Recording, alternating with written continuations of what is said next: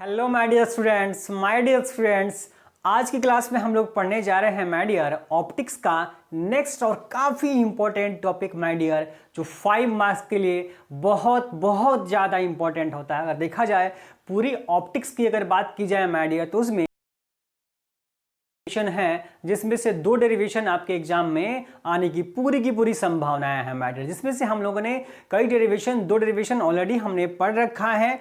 एक lens maker formula था और एक म्यू2 बाई वी माइनस म्यू1 बाई यू इजकल टू म्यू2 माइनस म्यू1 अपॉन आर, ये डेरिवेशन कॉन्वेक्स कॉन्केव दोनों के लिए, और एक लेंस मेकर फॉर्मूला। 2 डेरिवेशन हम लोग ऑलरेडी कर चुके हैं। आज हम लोग रे ऑप्टिक्स का लास्ट इंपॉर्टेंट डेरिवेशन करने जा रहे हैं, जो है आपके प्रिज्म से रिलेटेड माय डियर। इस प्रिज्म में आपके एग्जाम में 2 क्वेश्चन पूछ जाएंगे 5 नंबर के एग्जामिनेशन में माय डियर।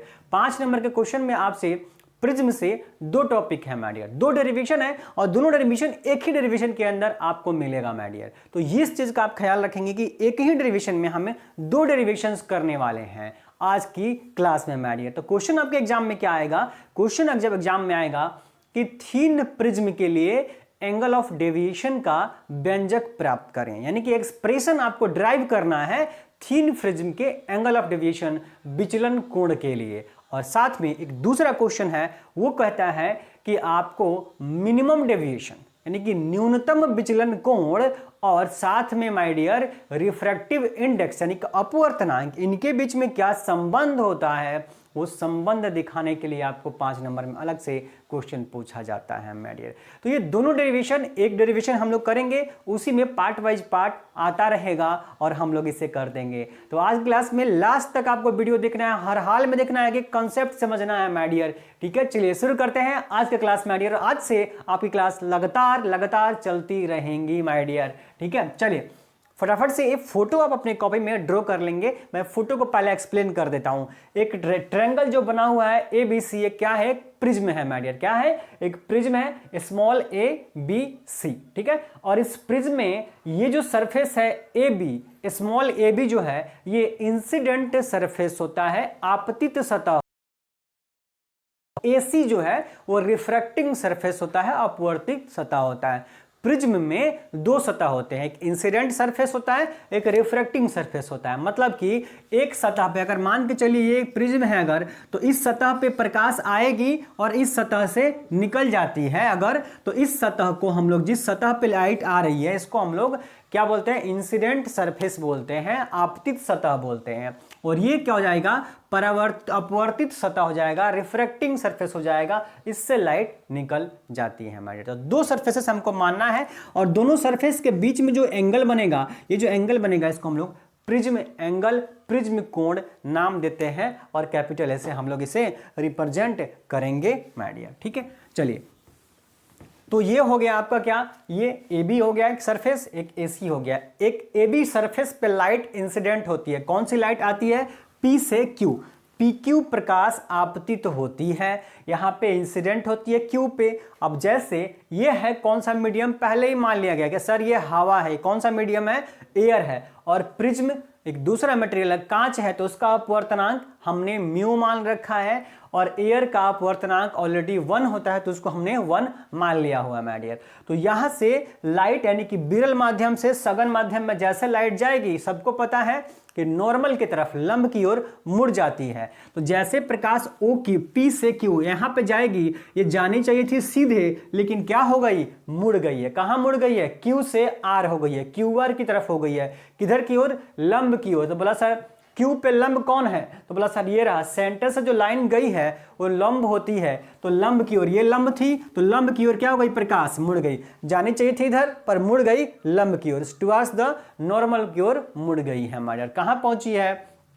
Q से R तक गई है। अब जैसे R के बाद लाइट क्या होगा? उस प्रिज्म से बाहर निकलेगा। जैसे बाहर निकलेगा तो वापस से डेंसर से जाएगा कहां? रिरर में, यानी कि सघन माध्यम से विरल माध्यम में जब जाएगा तो सबको पता है वापस से अपवर्तन होगा, रिफ्रैक्शन होगा, और वहां पे लाइट क्या होगा? नॉर्मल से दूर भागता है, नॉर्मल से दूर भागेगा। तो देखिए जैसे Q से R गया तो QR सीधे निकलना चाहिए था, ऐसे निकलना चाहिए था, लेकिन इधर की ओर न जाकर के लंब से दूर भाग गई है, नॉर्मल से दूर भागेगा। क्यों? क्योंकि सघन से विरल जा रहा है। तो बोला सर लंब कौन है? तो बोला सर इस आर पॉइंट पे लंब सेंटर से जाता हुआ ये है, ये लाइन जो कंप्लीट लाइन आपको दिख रही है नॉर्मल एट आर, तो आर पर ये लंब है, ठीक। और लंब से ये सीधी जानी चाहिए थी, पर क्या हो गई, इससे और दूर भाग गई। दूर मतलब नीचे की ओर। आप ध्यान देखेंगे से आर जो गई है आपकी रे, वो रे सीधे ऐसे ना निकल करके इस नॉर्मल से और दूर भाग गई है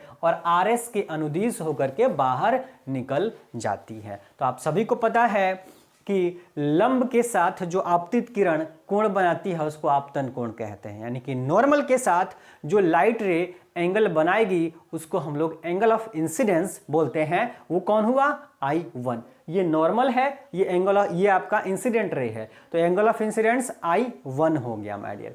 ये जो लाइट है RS ये बाहर निकल रही है, तो बाहर निकली है और लंब के साथ एंगल बना रही है कितना, I2। ध्यान देंगे I2, तो I2 क्या होगा, एंगल ऑफ रिफ्रैक्शन होगा। अब यहीं पे आपको कंफ्यूजन हो सकता है, इसलिए मैं ये बातें साफ साफ पहले ही बता देना चाहता हूं कि प्रिज्म के केस में I1 एंगल ऑफ इंसिडेंस है, लेकिन I2 एंगल ऑफ इंसिडेंस नहीं है, वो एंगल ऑफ रिफ्रैक्शन और फाइनल एंगल ऑफ इमरजेंस इसको बोल सकते हैं। तो एंगल ऑफ इमरजेंस भी बोलते हैं इसे, कि हम लोग कितने एंगल के साथ लाइट बाहर निकल रही है प्रिज्म से माय डियर। तो ये हो गया I1 हो गया एंगल ऑफ इंसिडेंस, लेकिन I2 एंगल ऑफ इंसिडेंस नहीं है, I2 एंगल ऑफ रिफ्रैक्शन या एंगल ऑफ इमरजेंस है। इस बात का ख्याल रखेंगे माय डियर। वहीं पे R1 देखिए, अपवर्तित किरण लंब के साथ जो कोण बनाती है उसको अपवर्तन कोण कहते हैं माय डियर। नॉर्मल के साथ रिफ्रैक्टिव रे जो एंगल बनाती है उसको रिफ्रैक्शन एंगल बोलते हैं या एंगल ऑफ रिफ्रैक्शन बोलते हैं। तो ये है लंब, ये लंब है और यहां पर रिफ्रैक्शन हुआ है कौन सी रे के अलोंग, QR हो गया है। तो QR इस लंब के साथ एंगल बनाएगी कौन, R1। तो R1 हमारा क्या हुआ, बोला सर रिफ्रैक्टेड एंगल हुआ, अपवर्तन कोण हुआ यहाँ पे। लेकिन जैसे QR यहाँ पे गई है ये रे, इस पॉइंट पे, इस R पॉइंट पे लंब कौन है, बोला माय डियर ये है लंब। तो R पॉइंट पे लंब ये है और QR आपतित हो रही है, QR यहां से अपवर्तित हुई है इस सतह के लिए। ध्यान देने वाली बात यही है माय डियर कि जो QR है वो QR इस सतह से अपवर्तित हो रही है, लेकिन इस सतह के लिए आपतित हो रही है, इंसिडेंस हो रही है। इस सरफेस के लिए रिफ्रैक्टेड रे है, पर इस सरफेस के लिए इंसिडेंट रे है। इस बात को समझना है। और इंसिडेंट रे नॉर्मल के साथ जो एंगल बनाएगी वो क्या होगा, एंगल ऑफ इंसिडेंस होगा, आपतन कोण होगा। तो ये आपतित किरण और ये आपका लंब, इसके बीच में कोण जो बना हुआ है R2, ये R2 अपवर्तन कोण नहीं है, ये आपका आपतन कोण है, एंगल ऑफ इंसिडेंस है इस सरफेस पे। तो इस चीज का आपको खास ख्याल रखना है माय डियर, ठीक है। अब पहली बार विचलन कहां हुआ, बोला माय डियर पहली बार प्रकाश इधर जानी चाहिए थी, पहली बार मुड़ी है इधर की तरफ, तो ये हो गया Δ1। पहली बार डेल्टा से हम लोग विचलन को दिखा रहे हैं, डेविएशन को दिखा रहे हैं कि कितना लाइट मुड़ गई है अपने पथ से। तो पहली बार यहां मुड़ी है और दूसरी बार यहां मुड़ी है, तो दूसरा बार डिफ्लेक्शन हुआ है Δ2 और पहली बार डिफ्लेक्शन यहां से ना होकर के इसके लंब हो गया Δ1। और ये दोनों डिफ्लेक्शन, ये जो फाइनल रे है RS, इसको हम पीछे की ओर मिलाएं, इस RS लाइन को अगर हम पीछे की ओर मिलाएं इंसिडेंट रे के साथ, मतलब ये इंसिडेंट रे थी और ये फाइनल रे थी, ये लाइट इधर जानी चाहिए थी पर गई किधर है, लास्ट में इधर गई है। तो ये जो एंगल बना है, ये एंगल, ये हमारा डेल्टा है, एंगल ऑफ डेविएशन है, टोटल एंगल ऑफ डेविएशन हमारा है, जिसको हमने यहाँ डेल्टा से दिखाया हुआ है। ये लाइट सीधे इधर जानी चाहिए थी पर फाइनली इधर ना जाकर के कहाँ चली गई है, RS के अलोंग हो गई है, RS के। तो RS लाइन को हमने पीछे की ओर मिलाया है, इस पॉइंट पे मिल गया है माय डियर। तो इस पॉइंट पर अगर आप देखेंगे तो ये एंगल बनेगा हमारा डेल्टा जो बाहर में दिख रहा है। अगर आपकी मर्जी है, अगर आप इसको भी कोई पॉइंट देना चाहें तो इस वाले को भी हम कोई पॉइंट नाम दे देते हैं। क्या नाम दे देते हैं, मान लीजिए n, कोई नाम नहीं दिया है ना, n दे देते हैं, इसको n कोई नाम दे देते हैं, ठीक है। तो ये कंप्लीट फोटो है माय डियर प्रिज्म के केस में। तो आशा करता हूं आप फोटो समझ गए होंगे। और याद, मैंने आपको बोला हुआ है माय डियर कि अगर फिजिक्स में अगर आपने फोटो समझ लिया, इसका मतलब आधा काम तो यूं हो गया है माय डियर। बाकी की कहानी तो बस इस फोटो को ही हमें एक्सप्लेन करना होता है, लिखना होता है। अब उसकी कहानी हम लोग शुरू करते हैं और लिखते हैं, ठीक है। चलिए फटाफट, तो प्रिज्म के बारे में जो भी कुछ लिखनी होगी, जो मैंने समझाई है बातें, आप फटाफट से नोट डाउन कर लेंगे। लेकिन आपकी जानकारी के लिए मैं इसमें पहले ही लिख देता हूं ताकि आगे से आपको कंफ्यूजन ना हो। I1 क्या होगा,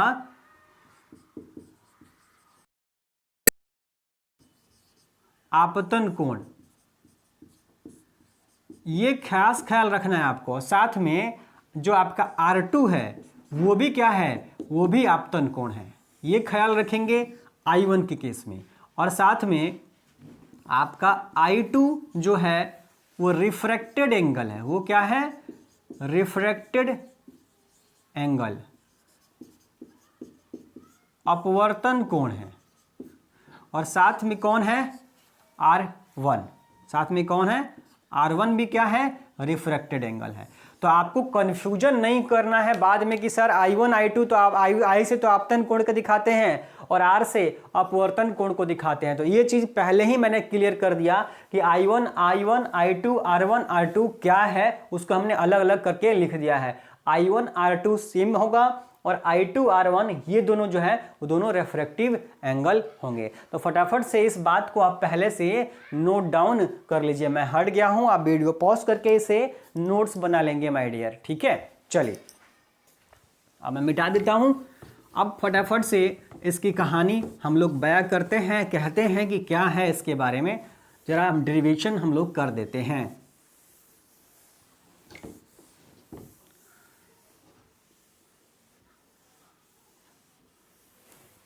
ये मोस्ट इंपॉर्टेंट टॉपिक है आपके एग्जाम के लिए, आपके एग्जाम के लिए मोस्ट इंपॉर्टेंट टॉपिक है माय डियर। ये मोस्ट इंपॉर्टेंट 5 मार्क्स में 5 नंबर के लिए काफ़ी इंपॉर्टेंट क्वेश्चन होने वाला है। और ध्यान दीजिए माय डियर, मैं अलग से भी वीडियो बनाऊंगा और मॉडल पेपर के लिए एक वीडियो जो बहुत जल्द आएगा, ठीक है। जो मॉडल पेपर आप लोगों का आया हुआ है बिहार बोर्ड का, उसके लिए अलग से वीडियो बनाएंगे। लेकिन ये बात दिमाग से निकाल दीजिए कि जो मॉडल पेपर में है वैसा क्वेश्चन आएगा, ऐसा बिल्कुल भी नहीं है। जो आपको पढ़ाया जा रहा है वीडियो, जहां से क्वेश्चन वहीं से आएगा। आप जो पढ़ाया जा रहा है मैट्रिक, क्वेश्चन वहीं से आने वाले हैं।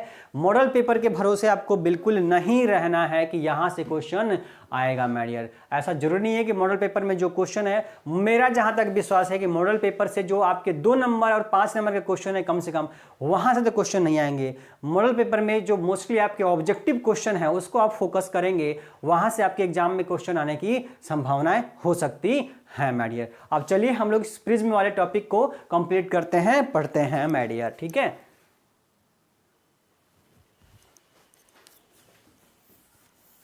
चलिए तो इसके बारे में मैंने बोला कि जो लैंग्वेज आपको मानना है वो आप मान लीजिएगा, 2-4 लाइन आपके इसके बारे में लिखना होगा तो लिख देंगे, ठीक है। चलिए मैं डायरेक्ट इसका डेरिवेशन करता हूं, ठीक है। चलिए देखिए, देखेंगे माय डियर। सबसे पहले आप मुझे बताइए इस पॉइंट पे, एट पॉइंट क्यू पॉइंट पे आप देखेंगे आमने सामने का एंगल क्या होता है माय डियर। बोला सर आमने सामने का एंगल इक्वल होता है, बराबर होता है। तो अगर ये I1 है तो ये पूरा I1 के सामने जो पूरा होगा वो क्या होगा, वो भी I1 होगा। इसका मतलब ये सामने वाला एंगल कितना है, बोला सर R1 और डेल्टा 1 है। तो अगर R1 में हम डेल्टा 1 जोड़ेंगे तो क्या मिलना चाहिए, I1 मिलना चाहिए। तो Q पे अगर हम देखेंगे एट पॉइंट Q पे, तो I1 बराबर होना चाहिए किसके, R1 प्लस डेल्टा 1 के बराबर होना चाहिए माय डियर। इस तरीके से हम यहाँ पे समझ सकते हैं I1 equal to R1 plus delta 1। तो हम लोग यहाँ पे डेल्टा 1 निकालने की अगर कोशिश करेंगे तो डेल्टा 1 क्या मिल जाएगा my dear, delta 1 equal to हो जाएगा I1 माइनस R1। ये R1 जाकर के माइनस हो जाएगा। इसी तरीके से क्या मैं एट पॉइंट R पे भी लिख सकता हूं, बोला बिल्कुल सर R पे भी आप लिख सकते हैं। जरा R पॉइंट पे देखिए, R पॉइंट पे क्या है, ये पूरा एंगल कितना है, बोला सर पूरा एंगल I2 है। और I2 आमने सामने का एंगल कितना है, R2 और डेल्टा 2 है। तो R2 में अगर डेल्टा 2 जोड़ेंगे ये, तो ये पूरा सामने वाला एंगल कितना है, I2 है। ये नीचे वाला एंगल डेल्टा 2 है, लेकिन पूरा एंगल कितना है, I2 है। तो I2 के सामने वाला एंगल कितना है, R2 और डेल्टा 2। तो अगर पॉइंट R की बात करेंगे तो हम लोग तो क्या देखेंगे कि sir I2 equal to R2 plus delta 2 है। तो यहां से हमें डेल्टा 2 मिल जाएगा क्या, I2 माइनस R2, ये मिल जाएगा माय डियर। बिल्कुल सर, बहुत आसान है, कोई दिक्कत ही नहीं है। इस पॉइंट पे आमने सामने का एंगल हमने लगा लिया, हमें मिल गया। अब जरा देखिए क्या होता है माय डियर। अब आप ध्यान से देखिए, पहले आप इसको नोट डाउन कर लेंगे, ठीक है। अब जरा देखेंगे क्या कर रहा हूं मैं। अब आप इस ट्रायंगल में ये जो आपको क्वाड्रिलेटरल देखिए, चतुर्भुज की बात कर लेंगे। फ्रॉम क्वाड्रिलेटरल, कौन? ए क्यू ओ आर। ध्यान से देखिए माय डियर, जो चतुर्भुज है, जो आपका क्वाड्रिलेटरल है, कौन? ए क्यू ओ आर। ये चतुर्भुज का जरा ध्यान से देखिए माय डियर। चतुर्भुज में एक क्वाड्रिलेटरल के अंदर चारों एंगल का समेशन 360 डिग्री होता है। चतुर्भुज के चारों कोणों का योग 360 डिग्री होता है माय डियर। बोला बिल्कुल सर, होता है।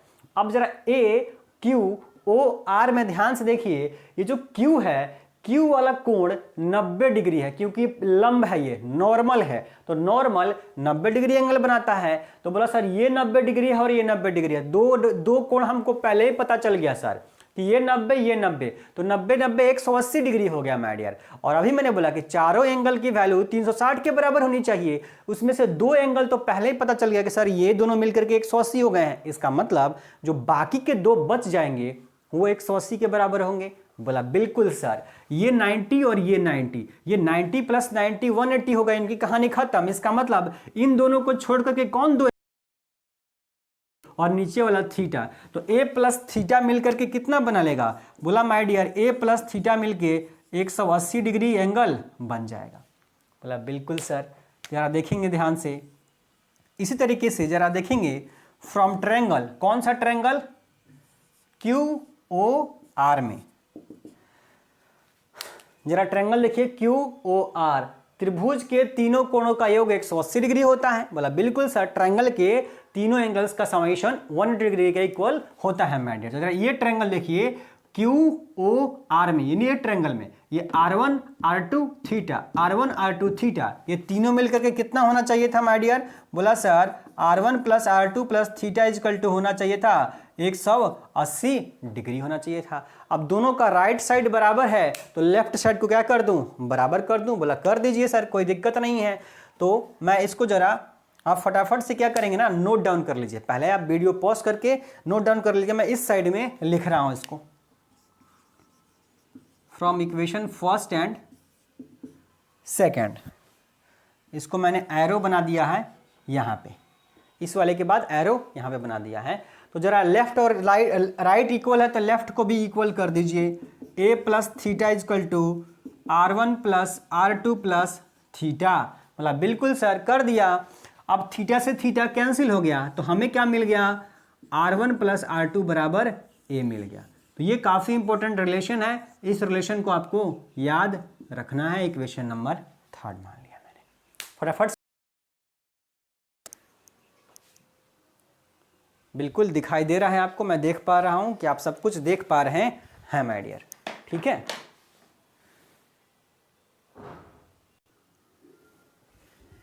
चलिए, बहुत इंपॉर्टेंट टॉपिक है आपके एग्जाम के लिए, काफ़ी इंपॉर्टेंट होने वाला है ये। वीडियो पॉज करें, इसे नोट्स जरूर बनाएंगे। और सीबीएसई बोर्ड के माय डियर अगर बात करें ना, तो सीबीएसई बोर्ड के अंदर ये प्रिज्म वाला टॉपिक न जाने कितनी बार पूछा गया है ऑप्टिक्स से। अगर सीबीएसई बोर्ड में प्रिज्म वाला टॉपिक ना है, ऐसा होता ही नहीं है नॉर्मली माय डियर, हमेशा आता है क्वेश्चन यहाँ से। और आपके बोर्ड की बात करें, अगर बिहार बोर्ड की बात कर लें, यूपी बोर्ड की बात कर लें, तो यहाँ पे भी लगभग अगर बात करें प्रिज्म से अक्सर क्वेश्चन एग्जाम में मिलता ही है माय डियर, ठीक है। चलिए, अब हमने एक रिलेशन, तो इंपॉर्टेंट रिलेशन यहां निकाल लिया, R1 plus R2 equal to a my dear. अब जरा देखेंगे, ध्यान से देखिए जरा, delta equal to total deviation,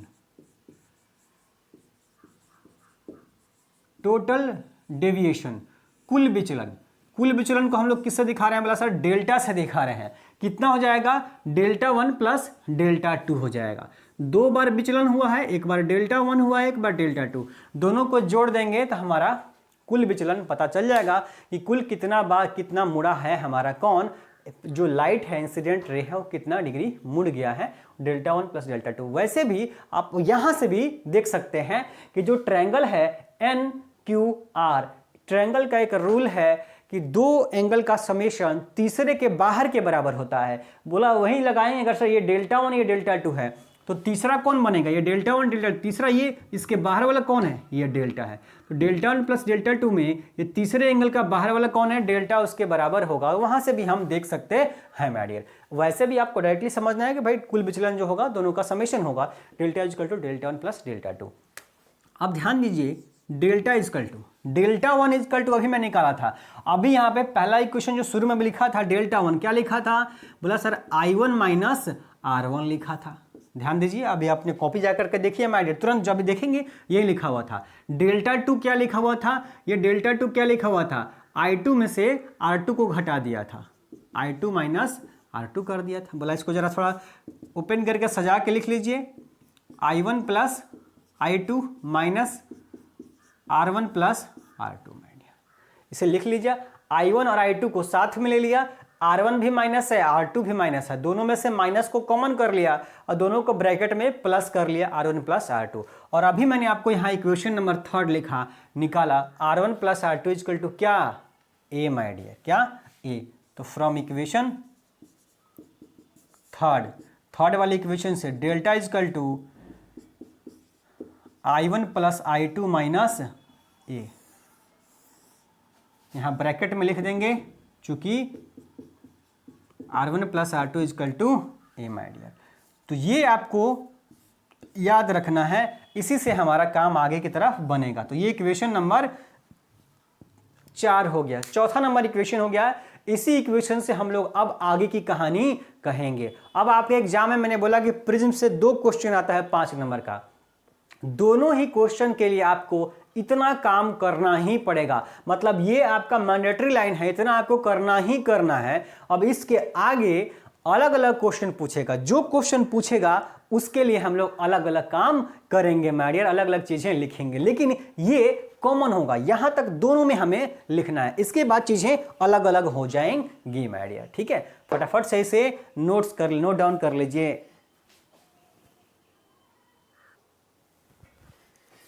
चलिए,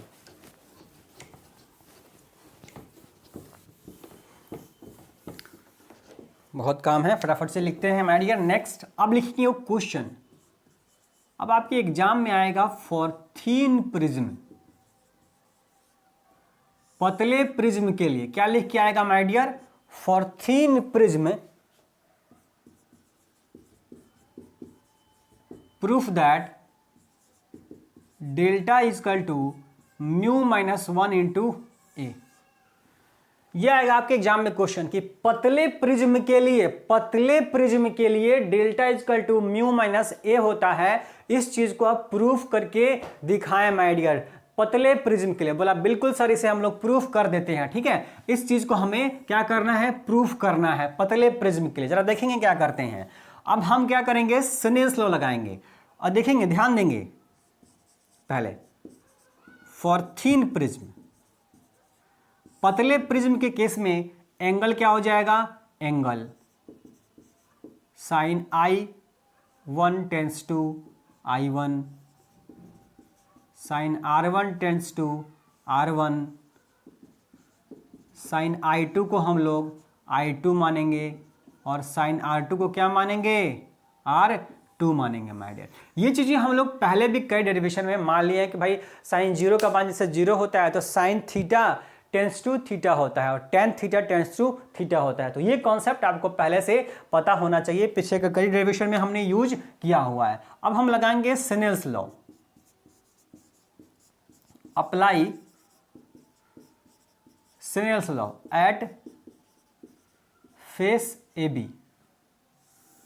जो आपका AB सतह है, AB सतह पर हम लोग स्नेल का नियम लगाते हैं। हिंदी मीडियम के बच्चे परेशान मत होइए माय डियर, आपको एक एक शब्द हिंदी में समझा रहा हूं। स्नेल का नियम हम लगा रहे हैं कौन से सतह पर, AB सतह पे लगाते हैं। बोला लगा दीजिए। स्नेल्स का नियम मैंने आपको क्या बताया है, बताया sir mu sine theta equal to constant. तो म्यू 1 पहला माध्यम कौन मान लिया, म्यू 1, और एंगल कितना है, साइन I1। ए बी सतह पे, और दूसरे में माध्यम में एंगल कितना है R1, तो दूसरे का हमने मान लिया अपवर्तनांक μ2, तो साइन क्या हो जाएगा R1। बिल्कुल sine I equal to sine R mu के साथ में होता है, तो μ1 sign I1 equal to μ2 sign R1। अब बोला सर पहले ही ने पहला माध्यम हमने μ1 1 मान लिया है, और μ2 चाहे तो आप फोटो में μ1 इजकल टू 1 ले लीजिए, और यहां पे μ2 इजकल टू म्यू लिख लीजिए, कोई दिक्कत नहीं है माय डियर। अब μ1 हमारा एयर है, हवा है, तो हवा के लिए हमने पहले 1 मान लिया है, और साइन I1 को क्या मान लिया है I1 मान लिया है, तो ये डायरेक्टली हम लिखेंगे इसको क्या I1। μ2 हमारा क्या है प्रिज्म है, और प्रिज्म के लिए μ2 हमारा म्यू है, और साइन R1 यहां पे मान लिया है क्या R1 मान लिया है, तो I1 इजकल टू क्या मिलेगा म्यू R1 मिलेगा। इस चीज को ध्यान से देखेंगे आप माय डियर। अब यही लगाइए Snell's law, apply Snell's law at face AC। AC पे जरा लगाइए माय डियर, AC पे लगाएंगे तो सबसे पहले AC पे प्रकाश सघन से विरल माध्यम में जा रही है, तो इसी चीज का आपको ख्याल रखना है कि जब स्नेल्स यहां लगाएंगे तो प्रकाश इस डेंसर से रेरर जा रही है, तो प्रकाश आपतित हो रही है ये और बाहर निकल रही है ये, तो प्रकाश आपतित यानी इंसिडेंट किस में हो रही है बोला सर डेंसर मीडियम में, तो यहां हो जाएगा μ2 साइन कौन सा एंगल बोला सर R2, यहां पे आपतन एंगल कितना है R2 है, सब पहले लिखा चुका हूं, और आपका अपवर्तन कोण कितना है बोला सर I2 है, बाहर जो निकल रही है माय डियर वो तो I2 से निकल रही है, तो I2 क्या होगा आपका अपवर्तन बोला μ1 इंटू साइन I2। अब देखिए μ2 हमने म्यू मान लिया है, और साइन R2 को R2 मान लिया है, μ1 हमारा 1 हो चुका है, और I2 साइन I2 हो चुका है। बिल्कुल सर मान लीजिए हमने 4 इक्वेशन मान लिया है, ये इक्वेशन नंबर 5 मानिए, इक्वेशन नंबर 6 मानिए माय डियर। दोनों जगह हमने स्नेल्स लॉ अप्लाई किया, I1 equal to mu R1 और I2 equal to mu R2। फटाफट से नोट कीजिए, फटाफट से नोट कीजिए my dear.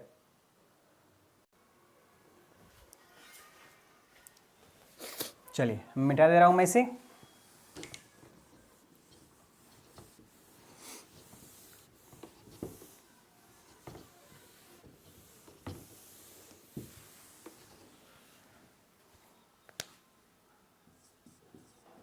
Now from equation third, ये मैंने किसको माना था, इसको फोर्थ मानिए, फोर्थ फिफ्थ एंड सिक्स तीनों इक्वेशन को मिला दिया। फोर्थ इक्वेशन था हमारा delta equal to I1 plus I2 minus A। अब बोला सर इसी इक्वेशन में हम लोग 5 और 6 की वैल्यू उठा करके रख देंगे। I1 की जगह पे क्या रखेंगे म्यू R1, I2 की जगह पे म्यू R2 माइनस का ये I1 mu R1 I2 mu R2 अभी हमने 5 नंबर और इक्वेशन नंबर 6 ला दिया है my dear. Delta equal to इन दोनों में से म्यू को कॉमन कर लीजिए। बोला सर बिल्कुल कॉमन कर लिया, R1 प्लस R2 माइनस ये हो गया। आया बात समझ में। अब आपको इक्वेशन नंबर 2 माना हुआ था R1 plus R2 equal to A my dear, 3 नंबर इक्वेशन माना था, उस वहां से हम लोग वैल्यू पुट कर देंगे। From equation third delta equal to mu, R1 plus R2 की जगह पे क्या रखूंगा A माइनस ए, ब्रैकेट में वापस से अगर आपकी मर्जी है लिखना तो लिख देंगे कि R1 plus R2 equal to ए होता है माय डियर। ठीक है, तो इस R1 plus R2 equal to ए हमने पहले प्रूफ कर दिया है, तो उसकी वैल्यू उठा करके हमने ए लिख दिया, म्यू ए करा, म्यू का म्यू रहा और ये माइनस में चल रहा है वो माइनस में रह गया। अब देखिए इन दोनों में ए है, इन दोनों से ए को कॉमन कर लूं, बोला सर कर लीजिए क्या दिक्कत है। डेल्टा इजकल टू जैसे ए को कॉमन करूंगा इसके पास बचेगा म्यू, और इससे अगर ए निकाल लीजिएगा तो बचेगा 1, तो म्यू माइनस 1 इंटू ए। ये आ गया पतले प्रिज्म के लिए एंगल ऑफ डेविएशन, पतले प्रिज्म के लिए एंगल ऑफ डेविएशन की वैल्यू में ऐड करता है। अगर आपके एग्जाम में 5 नंबर में क्वेश्चन पूछता है कि पतले प्रिज्म के लिए ये आपको प्रूफ करना है, तो अभी तक हमने जितना डेरिवेशन किया वो आपको एग्जाम में करना ही करना है माय डियर। फटाफट से इसे लिख लीजिए।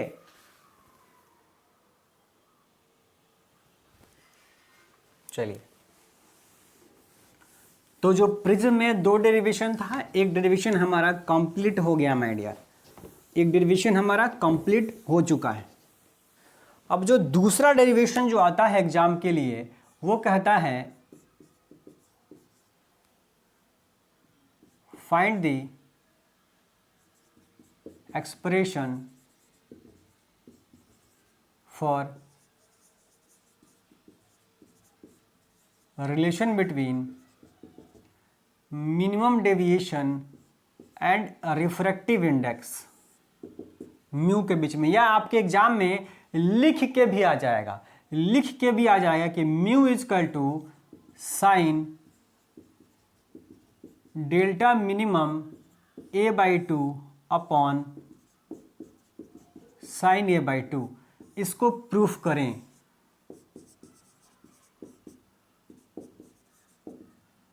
एग्जाम में आपके क्वेश्चन पूछ जाएगा कि proof that for a prism mu equal to sine delta minimum plus a/2 upon sine a/2, ऐसे क्वेश्चन आएगा। या दूसरा तरीका है क्वेश्चन पूछने का, क्या कि आपको संबंध बताना है किसके बीच में, अपवर्तनांक, म्यू आपको अपवर्तनांक होता है, मिनिमम मतलब न्यूनतम, और डेल्टा विचलन आपका न्यूनतम विचलन, मिनिमम डेविएशन न्यूनतम विचलन और अपवर्तनांक म्यू के बीच में क्या संबंध होता है, ये संबंध दिखाने के लिए प्रिज्म के केस में आता है क्वेश्चन। या आपको डायरेक्टली एक इक्वेशन हमको दिया हुआ होगा कि ये आपको प्रूफ करना है प्रिज्म के लिए। दूसरा 5 नंबर का क्वेश्चन आपके एग्जाम में माय डियर प्रिज्म से। अब हम लोगों का काम है कि हमें इस चीज को प्रूफ कर देना है माय डियर। अब हम लोग कैसे करेंगे इस चीज को प्रूफ, जरा चलते हैं इसकी बात कर लेते हैं कैसे करेंगे।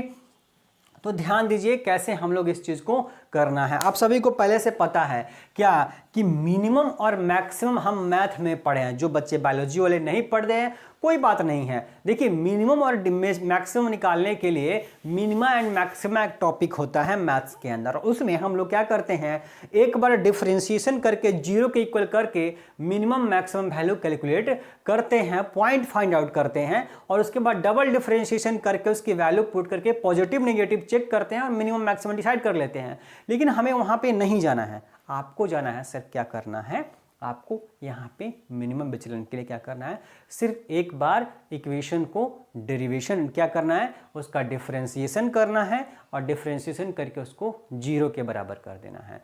डिफरेंशिएशन करके जीरो के बराबर रिलेशन पता चलता चला जाएगा। तो हम लोग को वही करना है। हमको न्यूनतम किसको करना है, हमें न्यूनतम करना है विचलन को। तो हम लोग विचलन की बात कर लेते हैं फ्रॉम इक्वेशन नंबर थर्ड नहीं फोर्थ इक्वेशन।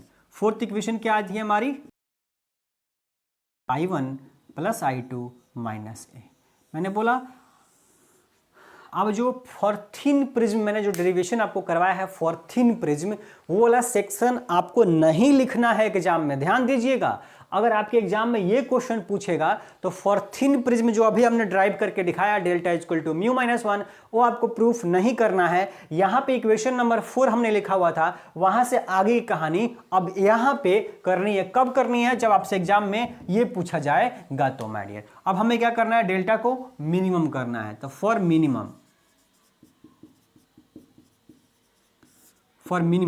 के लिए हम लोग क्या करेंगे, डिफरेंशिएशन कर देंगे इनिशियल के रेस्पेक्ट में, और किसके बराबर कर देंगे, जीरो के रेस्पेक्ट में। सब कुछ I1 पे डिपेंड करता है, I1 पे ही डिपेंड करेगा, R1 R2 I2। इसलिए जो शुरुआत वाला कोण है I1 की कितने एंगल पे आखिर प्रकाश शुरू में आपतित हुई है, उसी के रेस्पेक्ट में हम लोग डिफरेंशिएशन करते हैं और करके जीरो के इक्वल कर देते हैं। तो जैसे कीजिएगा डेल्टा को I1 के रेस्पेक्ट में, तो I1 का डिफरेंशिएशन कितना होगा, बोला सर I1 का I1 के रेस्पेक्ट में प्लस I2 का I1 के रेस्पेक्ट में माइनस A का डिफरेंशिएशन I1 के रेस्पेक्ट में किसके इक्वल करना है, जीरो के इक्वल करना है।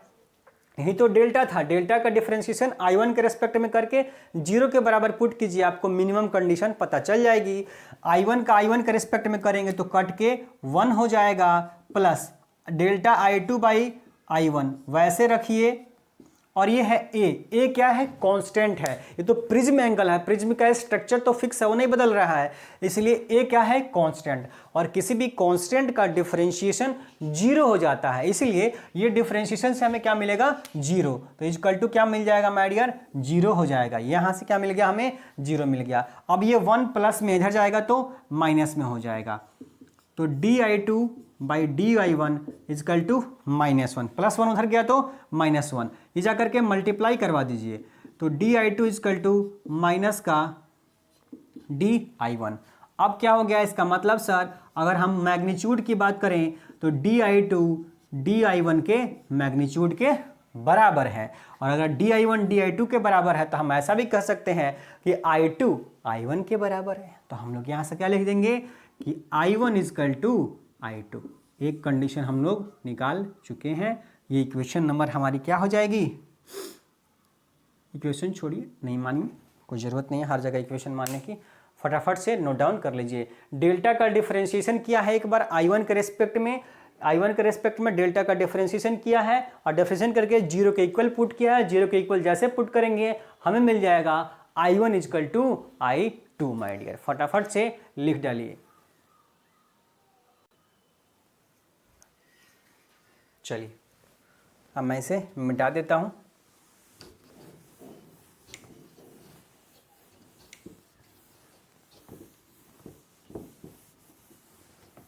अब अगर हमें एक कंडीशन मिल गई i1 इजकल टू i2, ठीक है, तो आप जरा इक्वेशन नंबर थर्ड और फोर्थ, सेकेंड और नहीं फिफ्थ और सिक्स की बात कर लेंगे।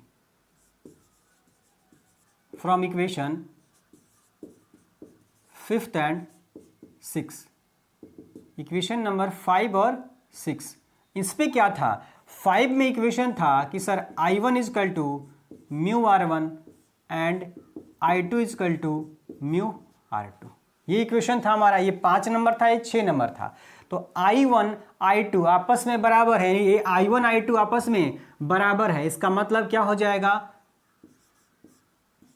Mu r1 is equal to mu r2। क्यों, because i1 equal to i2, तो म्यू से म्यू कैंसिल हो जाएगा, r1 इजकल टू क्या मिल जाएगा, r2। तो याद रखेंगे, फॉर मिनिमम डेविएशन, न्यूनतम विचलन के लिए हमें कंडीशन मिल गई है कि i1 और i2 आपस में बराबर होना चाहिए एंड r1 r2 आपस में बराबर होना चाहिए। तो ये कंडीशन ऑब्जेक्टिव क्वेश्चन में भी बहुत बार पूछ चुका है आपके एग्जाम के अंदर कि न्यूनतम विचलन के लिए i1 i2 आपस में बराबर होना चाहिए और r1 r2 आपस में इक्वल होना चाहिए। My dear, i1 i2 r1 r2 सब क्या है, शुरू में मैंने चीजें लिख डाली हैं, बस इक्वेशन का यूज किया है। 5 और 6 में लेफ्ट साइड i1 i2 आपस में बराबर है न्यूनतम के लिए, राइट को बराबर कर दिया है, म्यू से म्यू कैंसिल हो गया, r1 इजकल टू r2 भी मिल गया है। तो i1 i2 भी आपस में बराबर होगा और r1 r2 भी आपस में बराबर होगा, किस केस में, न्यूनतम विचलन के केस में। फटाफट से नोट कीजिए माय डियर, फटाफट से नोट कीजिए।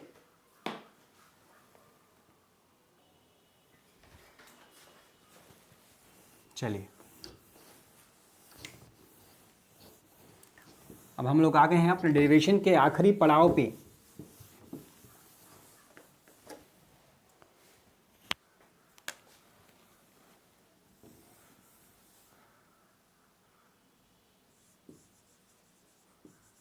From equation 4 delta equal to i1 plus i2 minus a, ये हमारा इक्वेशन था, ठीक है।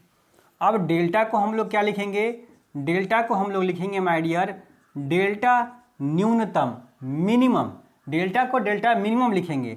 और हमने अभी मान लिया कि i1 i2 आपस में इक्वल है, तो i1 i2 को क्या मान लिया, i मान लिया माय डियर, और साथ ही साथ में r1 और r2 भी आपस में बराबर है। जब बराबर है तो इसको हम लोग क्या मान लेते हैं, r मान लेते हैं। क्या मान लेंगे, r मान लेंगे। चाहे तो है तो आप लेट भी लिखने की जरूरत नहीं है, लेट भी लिखने की जरूरत नहीं है, हमें ऑलरेडी हमें पता है कि i1 i2 आपस में बराबर है, r1 r2 बराबर, तो r मान लिया हमने, ठीक है। अब जरा इस इक्वेशन को अगर आपको सजाना है तो आप सजा के लिख सकते हैं। कैसे लिख सकते हैं कि डेल्टा इजकल टू डेल्टा, इस डेल्टा को हम लोग क्या लिखेंगे, डेल्टा मिनिमम लिखेंगे। बोला बिल्कुल sir, I1 plus I2, I1 I2 आपस में बराबर है तो क्या लिखूं, I लिख दूं। तो I ये भी I, तो I प्लस I क्या हो जाएगा, 2I हो जाएगा।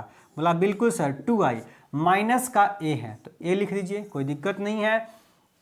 अब यहां से हम लोग A क्या हो जाएगा, इधर आएगा तो प्लस हो जाएगा, तो डेल्टा मिनिमम में A क्या हो जाएगा, आकर के जुट जाएगा, माइनस है तो प्लस हो जाएगा, इजकल टू 2I। तो I इजकल टू क्या मिल गया, delta minimum plus A by 2। ध्यान दीजिए, ये 2I माइनस A है, इधर आएगा तो प्लस हो गया, डेल्टा मिनिमम में A आके जुट गया। अब 2 आके मल्टीप्लाई करें, इधर आएगा तो डिवाइड करेगा, तो delta minimum plus A divide by 2, I की वैल्यू मिल गई। सिमिलरली इसी तरीके से हम लोग क्या जानते हैं कि R1 plus R2 equal to A होता है। ध्यान दीजिए, इक्वेशन नंबर फर्स्ट या सेकंड जो भी इक्वेशन था, ये R1 plus R2 equal to हमने क्या लिखा था, A लाया था शुरू में, याद कीजिए। तो R1 और R2 कर भी आपस में बराबर ही हैं, तो इसको भी लिख दूं R और इसको भी लिख दूं R, दोनों बराबर किसको हो जाएगा, A के। तो R में R जोड़िएगा तो 2R बराबर A हो जाएगा माय डियर, यानी कि R बराबर क्या हो जाएगा, A बाई 2 हो जाएगा। बोला बिल्कुल सर, I निकल गया delta minimum plus A by 2 और R निकल गया A बाई 2। अगर आपको इक्वेशन याद होता तो आप देखते हैं कि हाँ सर आ गया, आंसर आ गया लगभग हमारा। अब हम लोग स्नेल्स का नियम लगा देंगे, from Snell's law. Snell's law mu equal to sine I by sine R। आप चाहे मेरे हिसाब से अगर लगाते तो म्यू इजकल टू यहाँ पे sign I1 by sine R1 लगाते, तो I1 R1 आपस में बराबर ना है, I1 I के बराबर है, R1 किसके बराबर है, R1 R के बराबर है, तो इसलिए I1 R1 न लिख करके मैंने डायरेक्टली I और R लिख दिया है। वैसे भी आप पढ़ते हैं mu equal to sine I by sine R, Snell's का नियम है। बोला बिल्कुल सर, ये रहा डेरिवेशन कंप्लीट होता हुआ। म्यू इजकल टू हो सकता है आपको ना दिखे, कोई दिख जाएगा, एक काम करता हूं, हो सकता है यहां ना दिखे, इधर लिख डालता हूं, इधर मेरे पास स्पेस है। From Snell's law mu equal to sine I by sine R, sine I की वैल्यू उठा करके यहां से रख देंगे, delta minimum plus A by 2 upon में साइन R, और R की वैल्यू यहां निकाल चुके हैं क्या, A बाई 2। ये आ गया माय डियर, प्रूफ हो गया।